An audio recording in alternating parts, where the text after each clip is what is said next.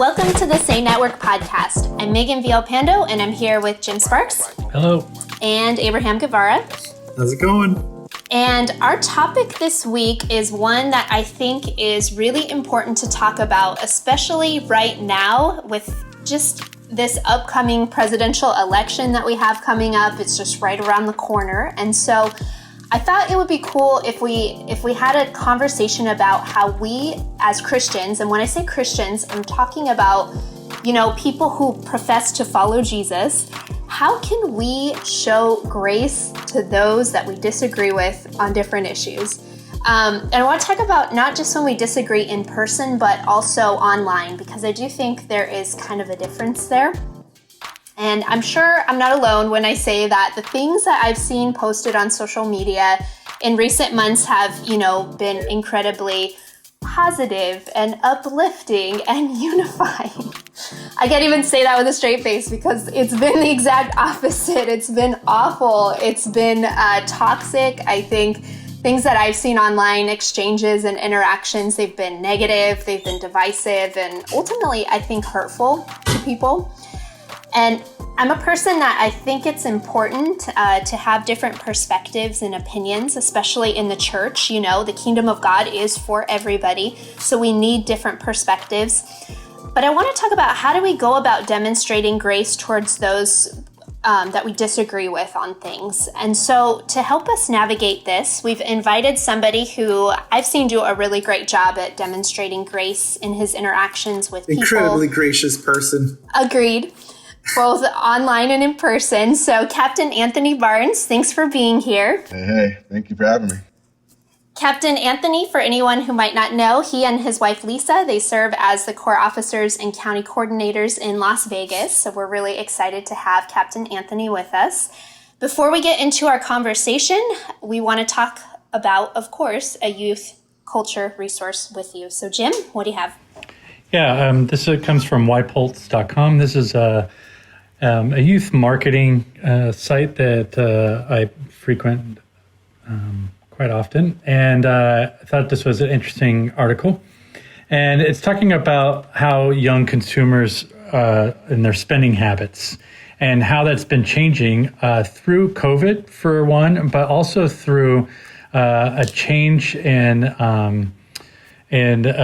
just culture and culture as we see it right now.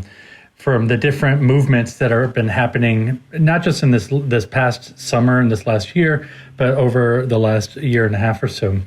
And so one of the stats that really jumped out at me out of this report, and of course we'll link the article in the show notes, but 85% of young consumers will stop buying a brand they're loyal to because of scandal. And so it doesn't take much right now in the current climate for young consumers to just a little bit of cancel culture there of just saying, nope, I'm not in. This actually lines up quite a bit with actually the previous generation, the millennial generation kind of rolls with this as well, is a deep loyalty to particular brands and brands that do good, brands that align with their values. But we're seeing this generation really go all in and not threaten to do stuff. I know my generation threatened to boycott Disneyland because of a host of things, and we knew that wasn't going to happen. They couldn't boycott Mary Poppins. How can you look Mary Poppins straight in the face and say, no, that just wasn't going to happen? And then each generation has gotten a little bit more gutsier, I guess, as a word to say it. But this one, 85%, will just stop buying if there is a scandal that deeply disagrees with them within the brand. And I thought that was, very fascinating for one. But two, I feel like that there's no research on this, but that could probably serve very well close to what they feel in the church as well.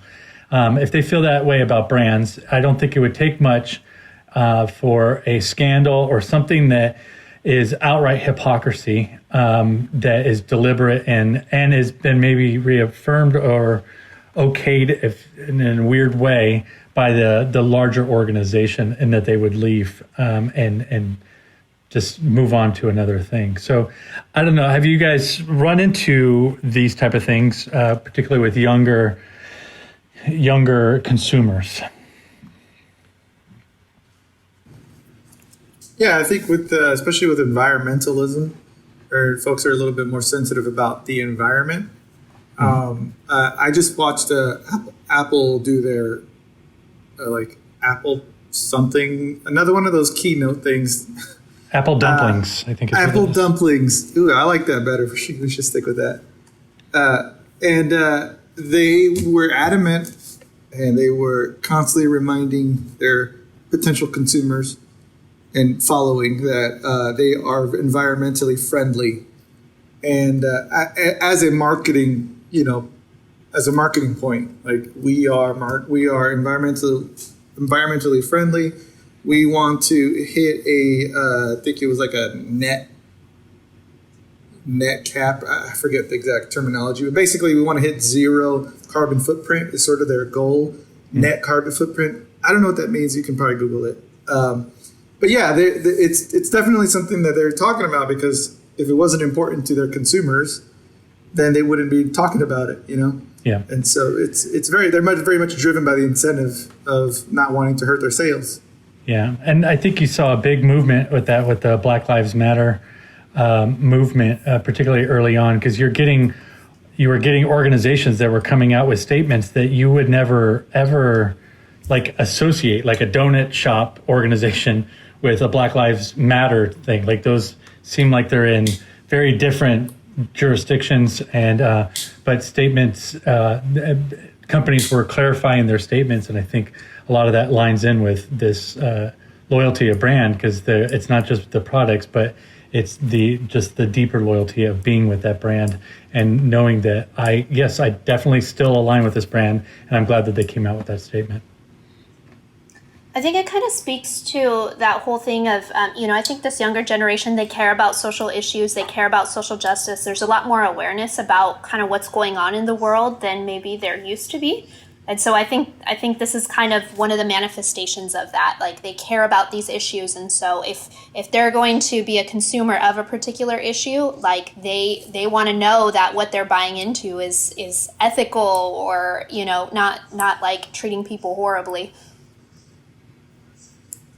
I think looking at it from the business standpoint, the reality of society today is that there's way more options now than there's ever been. Yep. So if I, as a business, if I don't appeal to the market, I'm going to get left behind. Yeah. And that's part of the real conversation too, right? That's not the only piece, but I think that has to be kept in the forefront also. That's a big piece, I think. Yeah, it's a huge piece. Yeah. And so, people can afford to cancel, switch, move from one to the next, change postures, because they have the option to do that. And so the onus of responsibility then becomes on the business to say, where do I stand on this? How do I stand out? How do I continue that brand loyalty and put people in a position to want the thing I have? And how am I pouring into the community in a way that's unique? Because if I'm not, somebody else will take that spot.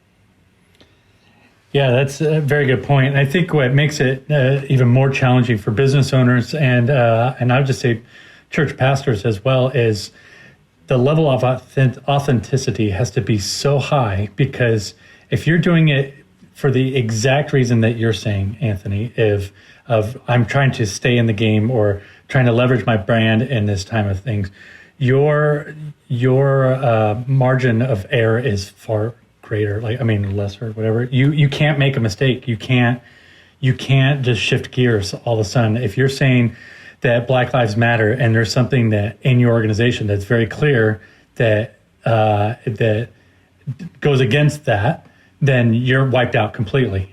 You're wiped out completely. If you're saying that you're an environmentally friendly brand and you're saying all the right things, but one article comes out to show that you're not environmentally friendly, you're done. You could get canceled in a world of cancel culture, which I don't agree with, of just canceling things. I say that because with a little bit of trepidation, because I've boycotted myself many establishments that I won't go to. But I usually give them a chance, like the Carl's Jr. on North Lake Avenue in Pasadena, banned, never going there again. They bad customer service, drive-through is terrible, and I gave them a try, but I banned them, and so I'm saying that's okay for me, but you have to give them a chance, and I just didn't ban them right away. I have been guilty of banning like McDonald's right away, but I guess we could all get behind that. But you put yourself out there when you're trying to keep up with statements and trying to do this. And so for a church standpoint, what my fear is that we're chasing the trends and saying the right things. We're just saying the right things, but we're not doing the right things to back that up, because it does not take much. Just like Anthony was saying, there's so many more options that people could choose from. There's so many ways to get more information and to find the real you than there used to be. Like I remember at a college professor that was lying to us, saying that he was part of the Eco Challenge. And it took me 5-minute research on the internet that was still brand new to have inside a college course to find out that he actually wasn't. And I was like, no, I'm done with that guy. And so now is a difficult time. What I do like about it is that it is forcing brands and churches to, what do you really believe in and what are you supporting and how are you backing that up to reach your people? I had a thought about that, Jim, too, because I think there's a fine line between, chasing the trends, but also missing the mark, right? So you don't want to chase the trends, but at the same time, you don't want to be ignorant or ignore the reality that's around you. We had a simple situation here where Lisa and I said, okay, if we're constantly leading, where do we find time to be fed? And I think at the risk of having something thrown at me at some next commissioning event or something, we were looking around at some of the churches in our neighborhood to say, like, could we catch a Bible study on an off week, or maybe make an evening service with something that we're not leading but that we can go be a part of. And Lisa starts going on Google and looking up the churches in the neighborhood. And one of the things that was really important to her was, do they allow women to have a place in ministry? Mm-hmm. And it's not just important to her, it's important to me too as well. And right. As having an egalitarian movement, I think it's important probably to most, if not all, Salvationists. But that was one of the first things. And so it was so hard to find a church that allows that to happen. In fact, so hard that we've not found it yet. Wow. And that was an automatic kind of like a no-go for her. She's like, I really can't get on board if we don't all have an equal place with an opportunity to share the gospel and have an equal place in ministry. And so, depending on the perspective of the individual, that church can just stay on their own brand and be missing the mark really overall. Or the other side of that can be seen or viewed by other churches as chasing the trend if they made a change in that. Yeah. So it's a difficult balance, I think. It is. And when you're chasing trends, you have to really be cognizant of your own identity and what that is and be revisiting that over and over again, because you could lose it very quickly by trying to become all things to all people type thing. And so, it's a difficult thing, but I don't know, this is something that I'm going to be wrestling with, because I think this affects the church just as much as it affects the businesses. And I would speculate that the numbers are pretty close to the same, and for our people, and especially weird since we're supposed to be a house of grace in it, but I don't know if that grace is seen the same way, and so that's something I'm curious about. I think talking about chasing trends, I do think that trends do bring awareness to people. I think it does bring awareness to churches and to organizations and businesses, because many times you can just operate like wake up day to day, and my job is to do this. My job isn't to be looking around isn't to be aware or whatever. My job is to manage a business or to manage my church in whatever blueprint that I've had for however many years. And then there's a trend that hits, or there's a certain kind of awareness that's built, and then people kind of start questioning the way they're doing things. So I think in terms of being gracious, I think we should give a little bit of grace towards people who do jump on trends, because I think maybe that does show like, hey, there's a change in opinion, there's a change that's taking place. And maybe it is a trend to them, but maybe it's not. And it's nowhere to really know that because we don't know the hearts and minds of people. Right. But we see what they do. We see how, and we can see their actions and how long they keep up whatever it is. So yeah, I think there's a little bit of. I think it's okay to chase trends. I think it's okay a little bit. I think we're thinking. I think sometimes we can confuse that with like ripped jeans, skinny jeans, like trends. Like, oh, you just want to do that because you want to look cool. But some people, I think, many people really want to do what's right, and there's a moral sort of pull in many. I think even businesses and definitely the church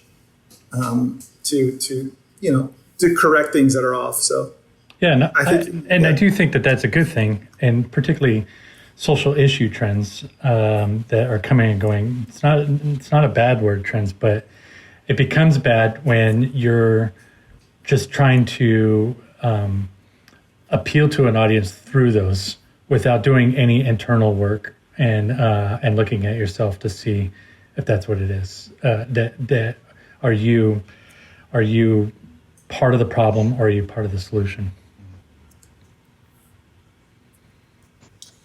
Yeah, I think that's a great piece to talk about. It's a good kind of segue into what our conversation is kind of about today. I want to talk a little bit about cancel culture. I know we've already talked a little bit about it and in previous seasons, honestly, because this is kind of an ongoing thing that's been around for a while. But I canceled Kanye in a podcast, I think, at some point. Canceled. So I looked up a definition of cancel culture just out of my own curiosity, and it said that cancel culture is the idea that if a public figure, a celebrity, an organization, a company, or a historical figure, like they don't even have to be living, it could be somebody who isn't even alive. If they do something or they have an opinion that you don't agree with, basically cancel culture makes it so that you're justified in rejecting or canceling them entirely. And so kind of a recent example of this was J.K. Rowling, author of the Harry Potter books. She was under fire and basically calls for canceling her have been really prominent on social media. And basically what happened was she is a pretty outspoken feminist, and she retweeted a tweet basically from a researcher, also a feminist researcher, who said, trans women are not women. And so this, by J.K. Rowling retweeting this, this just created such an outrage from a lot of her fans. She was labeled as like transphobic, and she, like I was seeing people going to like extreme lengths to cancel her. People were getting their Harry Potter tattoos covered up. People were trying to destroy their Harry Potter books. I mean, she was outrightly canceled for a lot of people. And so I'm curious, that's just one example. There's a ton of examples, but I'm curious, has cancel culture affected our ability to have a respectful dialogue or discussion? And I'm curious, has it affected our ability on social media, but also in person? What do you guys think about that? I think it's affected so much, really. And I don't know that it happens. I don't know. I don't have statistics in front of me, but I almost want to believe it doesn't happen so much more now than it did before. It just, in the past, it was silent and no one knew. And nobody cared that Jake on his couch didn't want to watch this TV show anymore because he felt like, you know, it was a bit racy or whatever. But now it changed from the individual, I don't want to be involved with this anymore, to this kind of this herd approach of we are not doing this anymore, this collective we. And that's where I think more of the power comes from. I think that's where it starts to become a trend, when I can gain as many we's as possible to be against this thing. And then, you know, we're all designed to be in community, and we don't always gravitate to the most positive community, but we're all designed to be in community. And so we want to be a part of something. And when something's moving and it's attractive, maybe even because of its scandalous nature, it starts to get real dangerous. And I think that's where this whole kind of cancel culture, especially as we talk about this incident with J.K. Rowling, right? There's a big following behind the Harry Potter books. And so now you have this split down the middle where people are tearing up their books and tearing out pages and doing all these things. And it's not just one person anymore saying, I'm taking this stance. It's like, we are ganging up on this issue and we are tearing up our books and we are making a statement. And the more we's that are included, the more bold people tend to get because, well, it becomes a gang. And this kind of nasty mentality to it. Yeah, it's in psychology. I think that is like the mob mentality, Yes. basically. If somebody breaks a rule, they cross the street when they're not supposed to, everybody else follows, even if it's like on a red light because everybody else is doing it. I like that you brought up like that, like a guy sitting on his couch and just kind of like canceling a show way back in the day. Jake just sitting there. Because now it's just like Jake has his phone.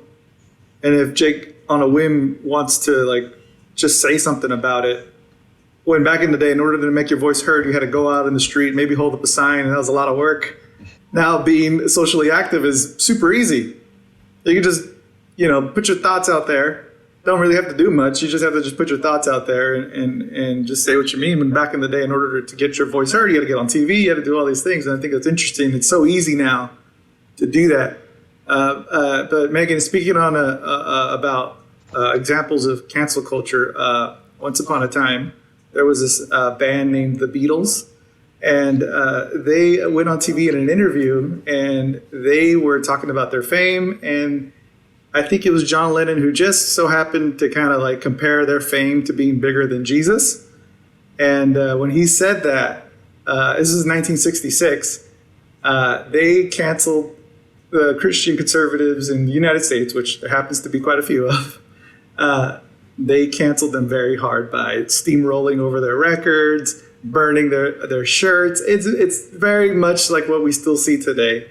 And yeah, it's just folks just feel a certain way. They have strong feelings about certain things, and religion being one of those things, social issues being one of those things.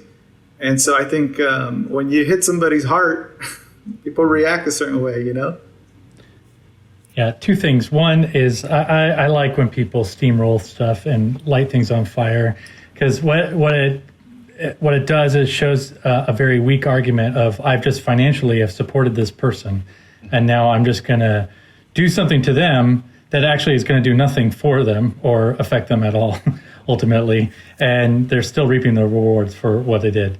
I was with my family. We did some family bonding and welcomed the Astros to Dodger Stadium by holding up signs saying "Welcome Asterix" and booing them as they came in, as families do. And one guy showed up with a brand new Houston Astros jersey that was custom made with a custom thing on the back, and then he was asking cars to drive over it. And I was like, you realize that you just spent $85 to support the Houston Astros so that your 125 followers on Twitter could be like, oh, that was pretty amazing. Like just from a strategy standpoint, I think that's wrong. But I agree with what you guys are saying. I think FOMO plays a big role in a lot of cancel culture. It feels like for me that there's never been a stronger time to be identified as part of a team than it is right now.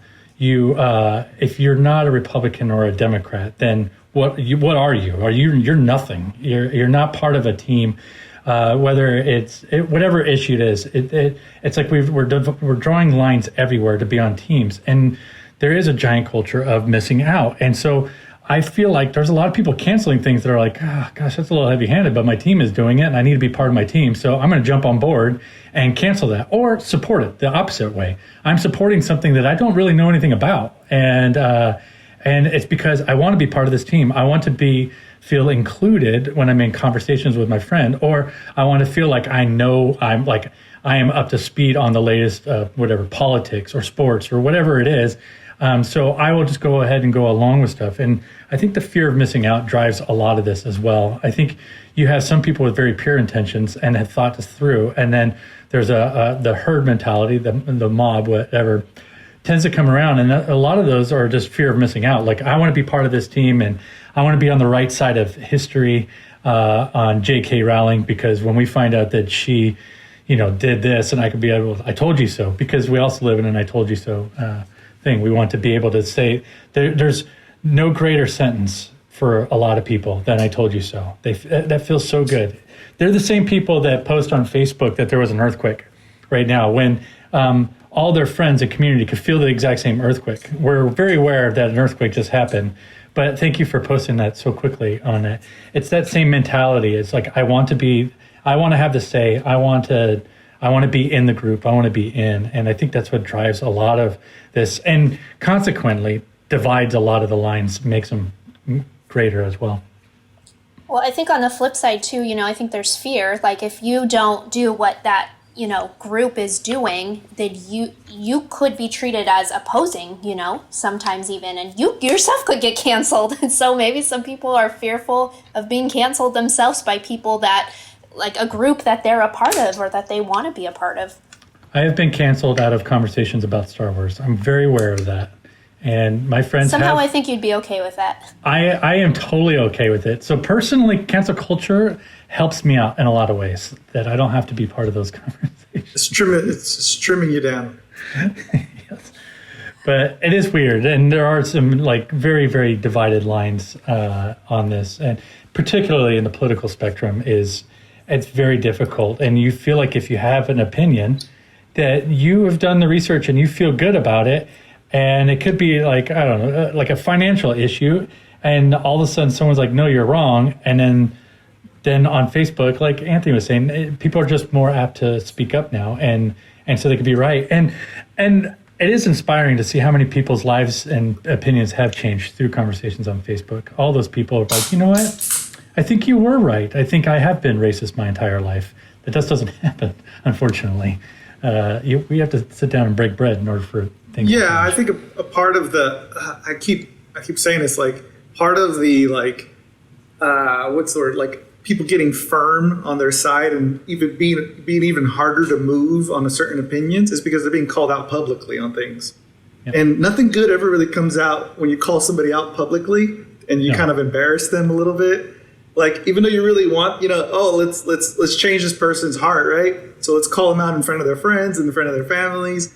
And that just, if anything, that just galvanizes them more in their belief. And there's the people who think sort of the same way, galvanize behind them as well. And it just causes more divide and more opposition, less unity. But when you can talk to somebody, when you can message somebody and just say, hey, let's talk, I think that opens doors, it builds bridges. Yep. It gives you more of a chance than just calling them out in front of their friends.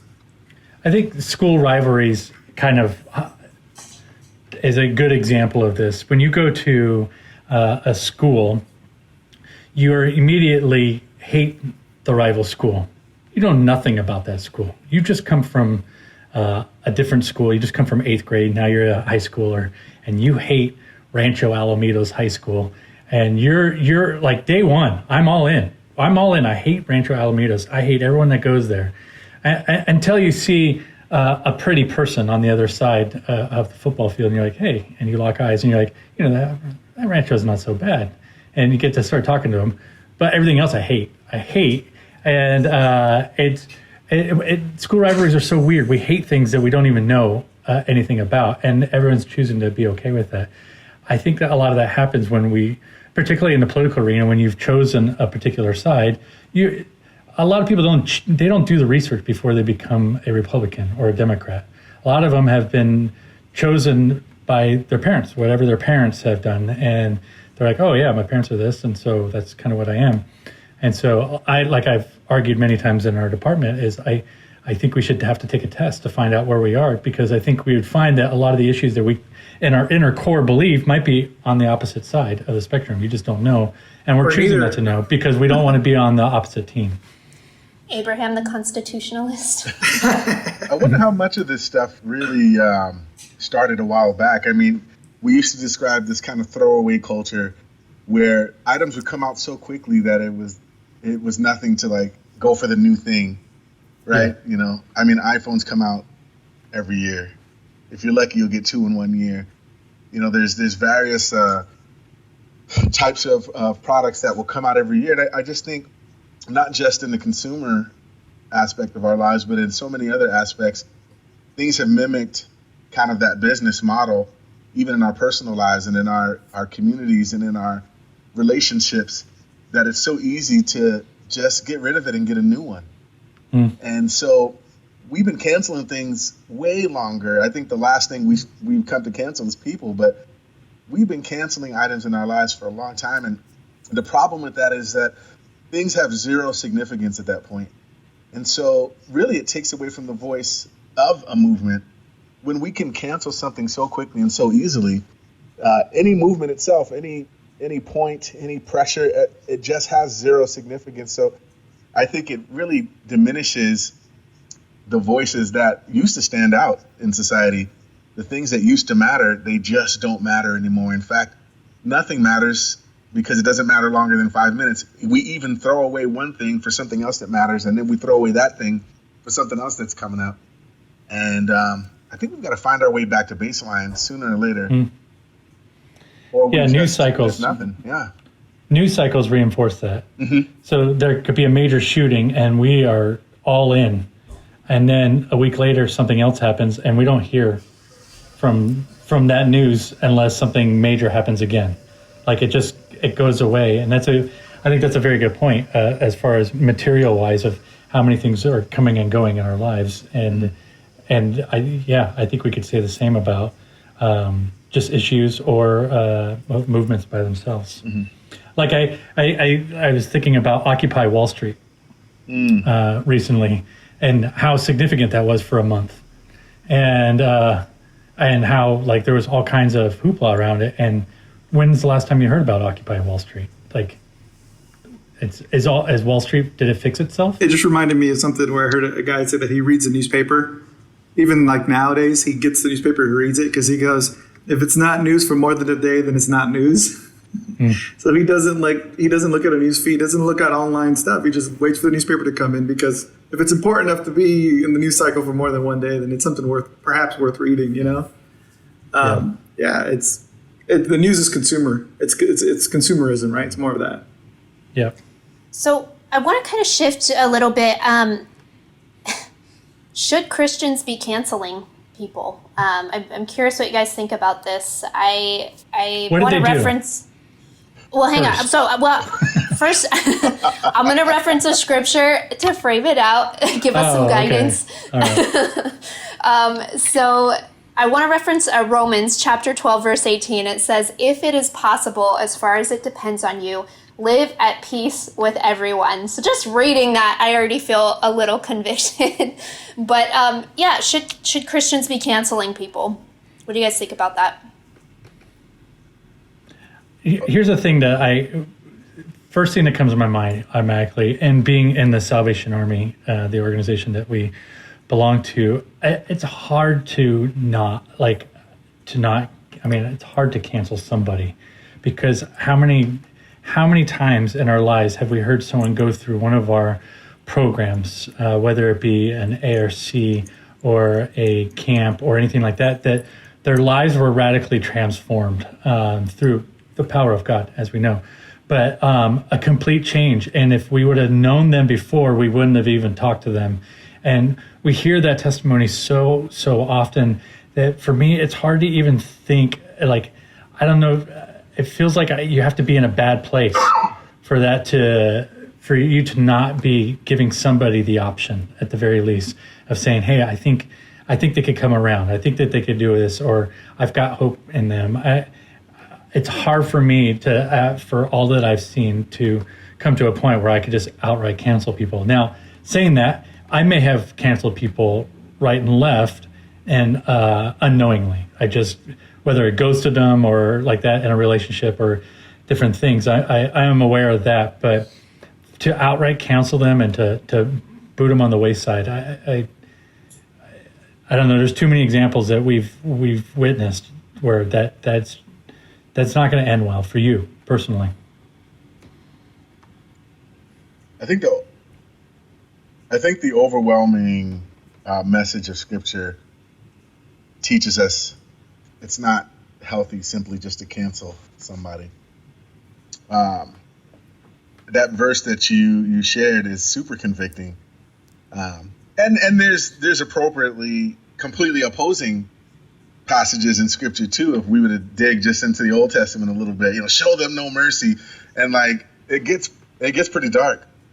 But I think the overwhelming message of Scripture, even in those really tough verses that seem like they might be in opposition, is to say that we need to be people of grace. We need to take time. We need to give chances. We need to understand that people have to evolve on subjects and they have to mature on subjects. And sometimes they might not see it from the same place that you do. But that doesn't mean that it's time to cancel somebody. I think there's a couple things that we really need to keep into perspective. When I think about what it means biblically to grow with people and develop with people and to maintain relationships, I begin to think about scriptures like Ephesians 4:15. Those words, speak the truth in love, right? Being able to speak what you know to be true with love, not to be right, but how do I show grace in this? How do I show Christ in that? And the reason that we do that is that we will grow in every respect to be mature in the body of which Christ is the head. And that's how Scripture really frames it for us, that if we show that grace, if we are able to speak that truth in love, then we grow. And so in the attempt of trying to help someone else grow, we actually get to grow, and we grow in the likeness of Christ, which we're trying to do as Christians anyway.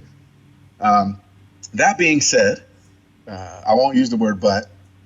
That being said, boundaries, there's some wisdom to creating some boundaries too sometimes.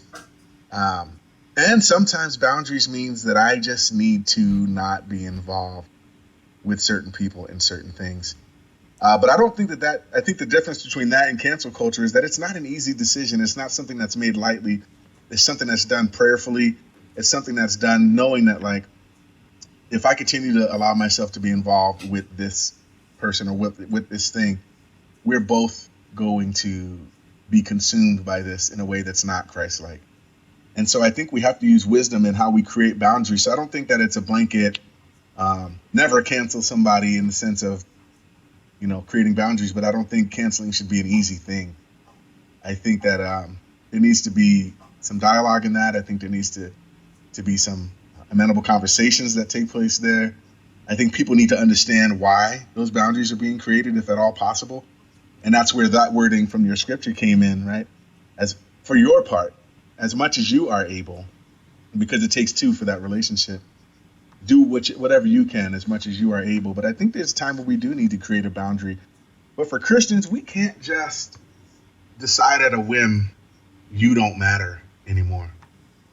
That this just doesn't matter anymore. That I'm just going to turn my back on you. That not only am I going to turn my back on you, but I'm going to be aggressive towards you. That's a rough place to be. I don't know that we can truly call ourselves Christians if we're behaving in that manner. Amen.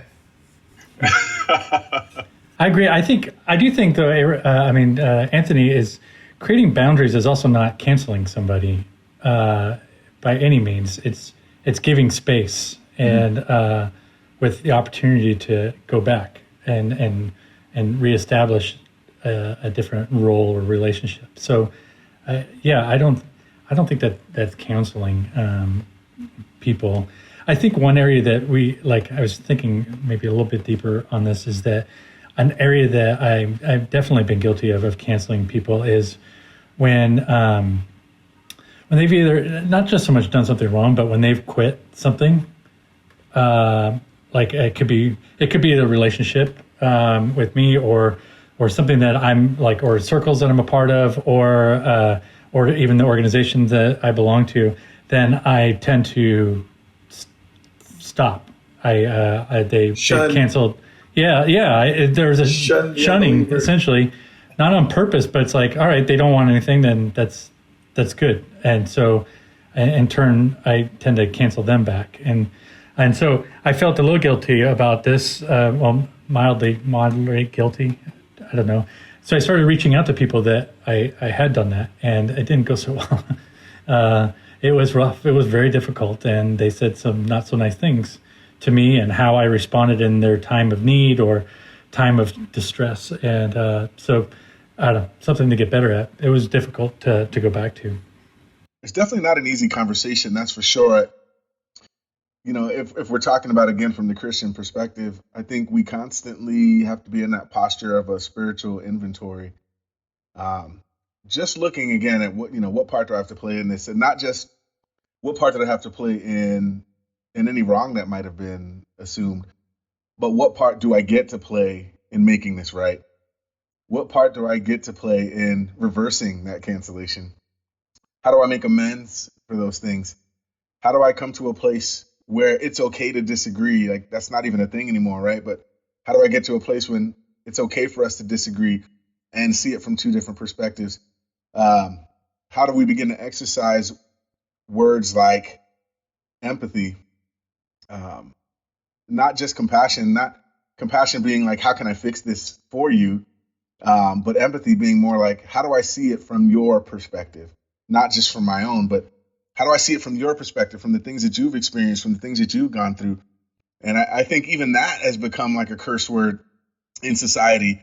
I had shared my perspective on a couple of the so-called hot topics because somebody asked me to share my perspective on it and my experience with it. And then the same person that asked me for my experience on it tried to condemn me for saying, well, because you shared your experience, I have to believe it from your perspective. And I said, you asked. You asked me for it. And so I shared that with you. And to be fair, yeah, I do think there's some relevance to understanding somebody's experience and believing them for it. I won't jump headfirst into any hot topics here because I don't know that this is the forum for that. But I will say I've had some particularly interesting conversations as of late because, as it may be obvious, I've been Black my whole life. That's true. It's true. It is true. Mm-hmm. I'm also, nobody knows this, well, a few people, but I'm also a quarter Irish. So, like, that's interesting. Yeah, the Irish kindred. Absolutely right. I'm a mixture of all things. But that explains all the drinking. Yeah. But you are what people see from you, right? But people don't understand the perspective of the things they haven't seen. I was also in law enforcement for almost 8 years. And so people would expect, well, of course you see it from this perspective because you're Black. But then I have other friends that I know that knew me in my law enforcement days. Well, of course you see it from this perspective because you wore the uniform, you wore the badge. And I said, actually, I'm thankful for those experiences because now I get to kind of see it from both angles and see where both have validity, but I think that I can see the wrong in both sides too, depending on what the conversation is. But perspective is so much. Exposure is everything, as we used to tell the kids at camp when we ran camp. That exposure to something that maybe they hadn't seen before or they hadn't dealt with before develops who we are. It develops how we relate to people. And what I've found in this kind of culture that we're in is the people with the loudest voices are the ones that have never had any exposure to the things that they're arguing. They only know one side of the story. They've never experienced the other side of the conversation. And so how dare we speak with any kind of like authority when we don't have authority in all aspects of that conversation? And I think that's a challenge for us as well. Yeah, I think to get to the point of having that grace or to get to that understanding, we have to have this ability to believe that we are wrong. We might not be right. Our opinion might not be 100% right, and our perspective may have led us in a completely different direction to what may be right. And so in having that, I think that makes it easier for you to find the room for empathy, finding that that learning type behavior or conversation starters of trying to figure things out, rather than coming at someone and saying, well, this is how it is. This is how I grew up and we were right. that's immediately divisive, and it's hard for you to not get around it without being able to say, "Hey, I don't really know. I don't know what it's like to be an Irish black guy," as it turns out. So, what are your perspectives on those things, and approaching it from a more of a curious standpoint rather than I'm trying desperately to be right again, so that I could put that Facebook badge up on my profile of I was right again. How can I grow and be a better person out of all of this? And you may sit down and Anthony, we may have a discussion about something very, very significant or very hot topic-y. And at the end of the day, we still don't agree and stuff like that. But to be able to have that conversation of both going in thinking, well, I want to hear what the other side has to say and really understand, then that's okay. That's allowed. It's allowed to, like, there's allowed to have some disagreements and some things, but you have to have empathy and understanding of where they're coming from, and an onus on yourself to say that, hey, this is really what I believe in, but I know that there's others that don't believe that, so we also have to look at it from their perspective. And I look at that in decision making a lot as like, look, this is what I think is right, but I do know that there's opposition here, and so what does that look like if we make this decision for the opposition, and is that going to be causing problems? Absolutely. I wanted to kind of point out something, and I think it's language that we've all used, so it's not pointing anything negative at the language we've used even in this conversation, but something to the fact of like looking at it even from both sides, as if there's only like two sides, right? But I think it's important that we acknowledge that there's multiple perspectives. And not even just two sides. And I use the same language even in our dialogue here, but looking at it from multiple perspectives, because then I think it limits the polarizing effect, right? Where you have to choose one or the other. Like there's 12 different choices because there's gray areas that abound. In scripture, at 1 Corinthians 13, 11, when I was a child, I spoke as a child, I understood as a child, I thought as a child, but when I became a man, I put away childish things. Right, it talks about that level of immaturity, and not even immature as a negative word, but just a lack of exposure. And it goes on in 12 to say, "For now we see through a glass darkly, but then face to face. Now I know in part, but then I shall know, even as I am known." Right, and that whole emphasis on I see through a glass darkly, because I've not been exposed to the full picture. So it's not even that there's a right or wrong, but there's just aspects of it that I just haven't engaged with, and I just need to acknowledge that part of it.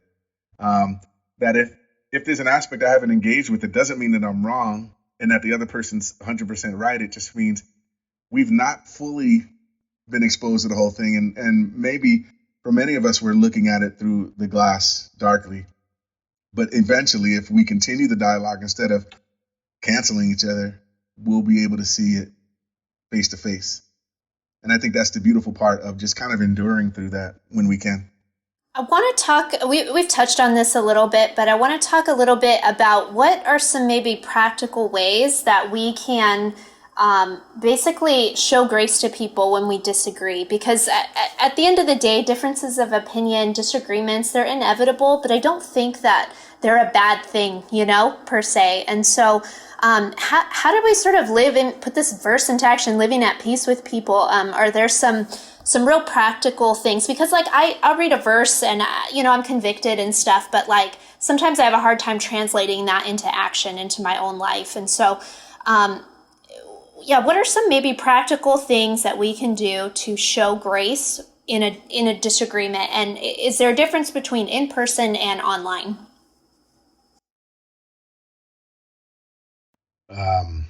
So there's two things I kind of try to remind myself of when I'm having those conversations, and I'm trying to make sure that I keep balanced in those things. One, you may have seen probably on Facebook or read somewhere, when faced with the choice between being right or being kind, choose kind. I don't have to be right all the time. And if me being right comes at the expense of tearing somebody else down, that's not a good thing.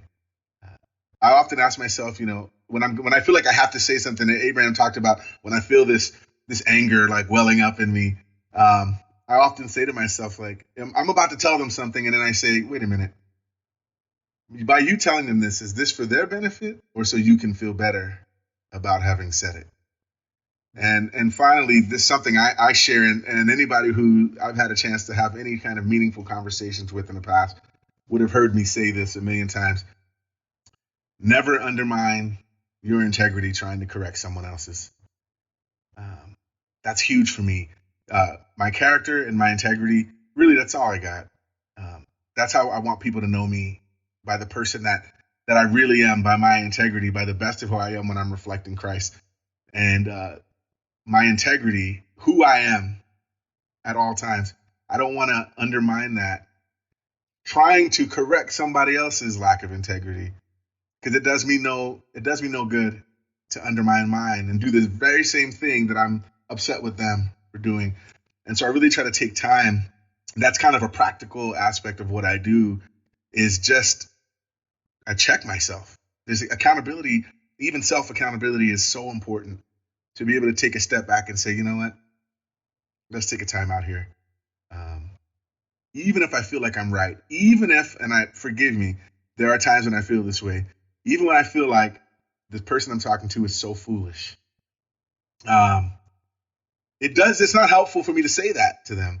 And it's not helpful for me to treat them like that and then fall back on, well, at least I didn't tell them they were stupid, right? But if I treated them like they were stupid, then I've told them they were stupid, right? So that's not going to do anything for anybody. But how can I get somebody to see it from the perspective that I see it from? And even if I can't do that, how do I maintain their integrity while keeping mine intact? That's kind of a practical aspect for me. I think that there's some knowledge right there, some wisdom and all that, man. You're dropping some serious wisdom on all of us. I was going to say, I think we should add when you write a status and then you delete it, I think that should be a fruit of the Spirit. We should add that into Scripture, and somehow maybe we can get with the Pope or somebody. Because, man. Get with the Pope? I don't know. Who do we ask? How do we add that? We amend that, because that's a serious one, man. I think it's the Pope IT help desk. Yeah, you send it through CS. Put in the ticket. It makes its way to the Vatican. That's my practical tip, I think. Just, get it out of your system and then just delete it after. I was thinking that's a very good practical advice. And I always think of, like, what happens after? Like, when you have a blow up with somebody, like, what does it look like afterwards? And that's where it's weird. Like, so when I was 17 and 18, yeah, I lived in a house. The Salvation Army had like a house, and there was like 3 or 4 young adults that lived in it. And yeah, I wasn't even 18 yet, and I was living in there. And we fought the entire time. It was constant fighting, arguments about everything. It didn't matter what it was. It could have been the cheese. It could have been the pizza ordered. It could have been larger issues of whatever it was. We found room to argue. And what ended up happening is I felt very sour every time I got into the house. Like, there could be no one home, and I got sour immediately. It was getting conditioned to be sour. And when I saw those people, I started to get sour. And I was friends with them, and I'm still friends with them. But even now, like, it was so deep rooted that a couple of them are officers now, and like when I see them, I'm immediately kind of triggered back to that moment of just being really, really angry over particular issues. And the scriptures that always come to my mind is in the Corinthians love scriptures that feel like are only reserved for weddings in a lot of cases, but I feel like it's a playbook for living life with grace post these type of experiences, and just being kind and being patient. But the one specifically that's in there is keeping no record of wrongs. That one doesn't get preached about a lot. That one kind of gets a lot glossed over because the other ones are so big. But I think keeping no records of wrong, of when if I have a disagreement with you, Megan, and we completely disagree, that shouldn't be something that I go back to over and over again.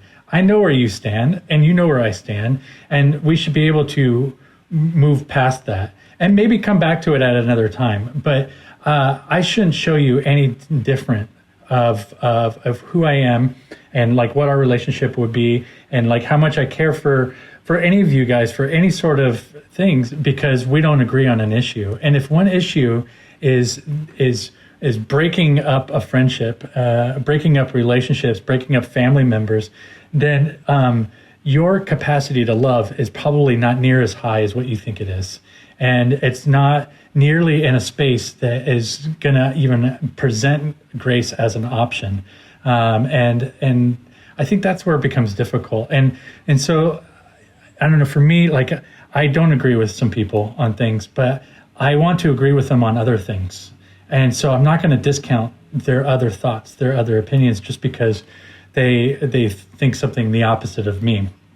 And I think that's really hard. And it's really hard too, because again, I want to be on this team. And if you're not on my team, then you're against me. And so I think that's a thing that you have to fight. But keeping no record of wrong and loving kind of no matter what and being patient through all of it, because the reality is we're learning all the time. And something that had been indoctrinated us growing up, that may seem like the only option because that was the only option and it could be wrong. That's very difficult to kind of come to that moment in your life of like, man, Santa's not real. Like this has changed. Like this is spoiler alert. We should have put that. I should have put that in there. But you get to that point of like so what I know is not correct. And but being able to go back to that person and showing them love and smiling at them and waving and stuff, I think goes a long way towards that kind of healing process if it needs to. But even in the small term, it allows us to move on, to move forward and find other spaces to come to a consensus. Yeah, I agree. I think that's all really great practical things. And I think ultimately, at the end of the day, something that just kind of rings true for me is like, Christ was able, and Christ was, of course, fully God and fully man, but, he was able to see people where they were at and see their perspective, no matter who they were, what position they had, what status they had, what their life was like. He still was able to minister to them. And I find encouragement knowing that, we're made in the image of God. And so we have with the power of Christ, we have the ability to really try to connect with people and see where people are at. And so that's kind of the beauty of all this to me. I think just some real quick practical advice is I think we could just relax a little bit. I think we could all afford to pump the brakes just a little bit. And I think we could also afford to turn off our social channels online for more than a little bit. I think we could not only survive it, but I think it would allow us to maybe experience a little bit of peace that we haven't had in a while, because COVID, what it's done really is put all of us in the same traumatic space. It doesn't mean the trauma is any higher for anyone, but we're all in this kind of weird traumatic space, and everyone is just like, you're getting cooped up, being in the house. There's a lot of issues that are going on, and so I do think that simple practical advice is that I think we could just relax a little bit. It's gonna be okay. It's going to be okay. We're going to get through this, and let's turn some things off that are triggering us, and kind of reset our clock a little bit. There's a handy little button in Facebook called the unfollow button. Hey, it's okay to click that. You're still friends. You still preserve the relationship, but turn them off for a couple days, cool things down, so you can still be friends. Just hand them out. During political season, just start handing them out. You get one, you get unfollow, just for fun. Honestly, that's just your mom. Just follow your mom. That's one of those boundaries we talked about earlier. Sometimes you got to create a little bit of space. I think there's some wisdom in that, and we can say it in jest, but also in truth. Like sometimes you just have to unfollow for a little bit, whether it's unfollow the person or unfollow the issue, and it's not canceling. It's just saying I need to create a little space right now so I can let that steam come down a little bit and not be so fired up and so hot about the things that are just driving me crazy. That being said, I do think there's a degree of passion that we need to have. I think sometimes we can't be apathetic either about certain topics. There's some things that we need to be fired up about. And as my dad used to tell me all the time, and I tell my son and share this with friends, I say, it's very few times where it's what you're saying. It's more about how it's being said, right? It's not what you're saying. What you're saying is absolutely right.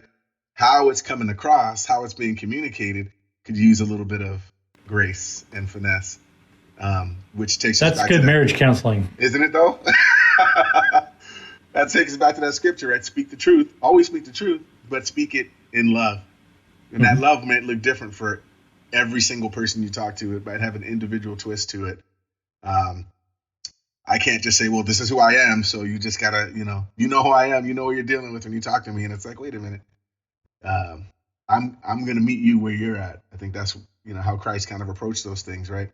He saw the potential in all of us. He didn't wait to see if we had it all together right then and there. It wasn't about that. It was about that potential, and he saw his image in each of us, and that was worth having patience with. That was worth showing mercy to. That was worth dying for. That was worth all the grace that God had to give and express to us. He covered us with that so that we would be protected by it.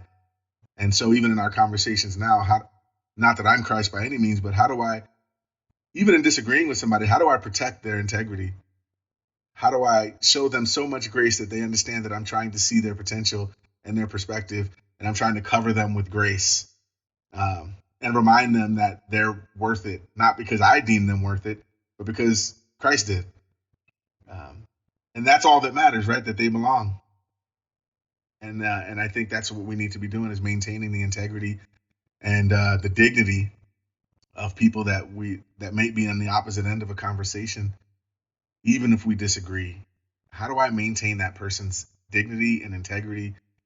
And maybe even together we grow, and both grow closer to Christ.